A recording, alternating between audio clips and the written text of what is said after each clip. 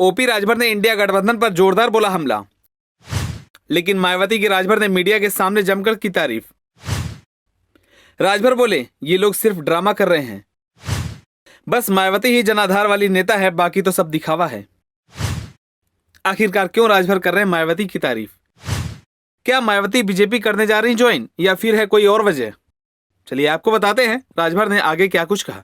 लोकसभा चुनाव में केंद्र की सत्ता यानी कि बीजेपी को हटाने के लिए इंडिया गठबंधन का ऐलान हो चुका है, लेकिन इंडिया गठबंधन में अभी से उठापटक चल रही है। अभी तक ना ही प्रधानमंत्री के चेहरे पर कोई बात फाइनल हुई है और ना ही अभी सीट शेयरिंग पर कोई बात बनी है। उधर बसपा सुप्रीमो मायावती की इंडिया गठबंधन में शामिल कराने की मांग उठ रही है। सहयोगी दलों की मुश्किलें बढ़ा दी है। इन सभी मुद्दों को लेकर ओम प्रकाश राजभर ने विपक्ष की चुटकी ले ली।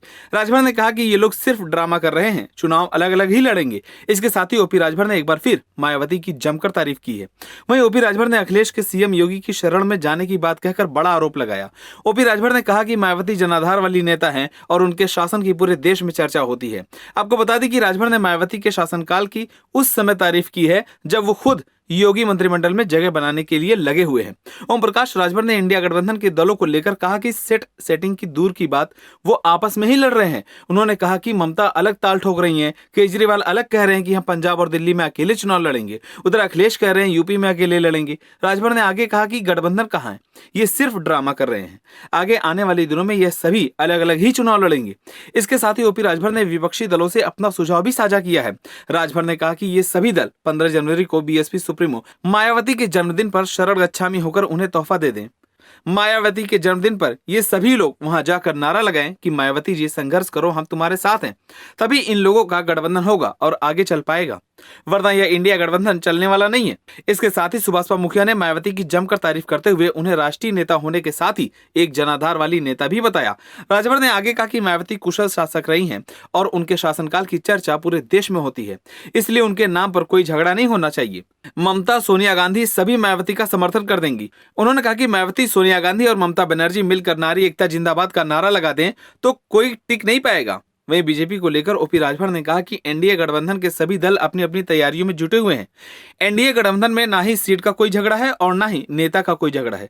सभी दलों ने पीएम नरेंद्र मोदी को तीसरी बार प्रधानमंत्री बनाने का संकल्प ले लिया है। एनडीए का 400 का पार नारा है। राजभर ने समाजवादी पार्टी पर एक बार फिर जोरदार हमला बोल दिया। राजभर ने कहा कि सपा ने ओम प्रकाश राजभर से गठबंधन किया तो सपा गठबंधन ने पिछले विधानसभा चुनाव में 125 सीट जीती थी, मतलब 25 लोकसभा सीट जीती थी।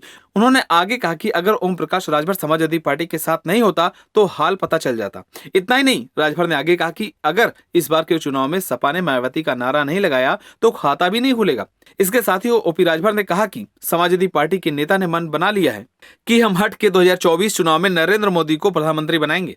राजभर ने अखिलेश यादव पर निशाना साधते हुए कहा कि दिन में पीएम मोदी के खिलाफ बोलते हैं और रात में मोदी योगी के शरण में जाते हैं। आखिर क्यों जाते हैं? उन्होंने यह भी कहा कि सीबीआई की जांच में अखिलेश यादव का खनन में नाम आया था, अब तक गिरफ्तारी क्यों नहीं हुई?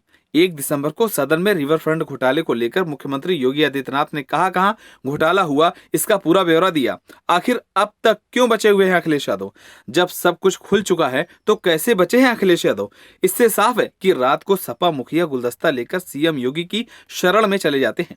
वहां सीएम योगी से कहते हैं, जान बचाए रखिए, आप सरकार बनाइए, हम आपके साथ हैं। दिन में केवल हम लोगों को बोलने दीजिए। आपको बता दें कि जब से ओपी राजभर बीजेपी का हिस्सा बने हैं तब से ही राजभर विपक्ष पर हमलावर दिखते नजर आ रहे हैं। आप सभी को क्या लगता है, जिस तरह से ओपी राजभर अखिलेश यादव पर आरोप लगा रहे हैं वो सही है या गलत, हमें कमेंट कर जरूर बताएं। अगर आप नए हैं तो हमारे चैनल को सब्सक्राइब करें।